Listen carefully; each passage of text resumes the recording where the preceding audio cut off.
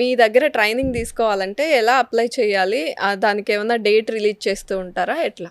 So మా దగ్గర ఎప్పుడైనా మీరు కాంటాక్ట్ అవ్వచ్చు. వాట్సాప్ నెంబర్ ఉంది. మా వెబ్సైట్ అడ్రెస్ www.eliteexpertise.com.au.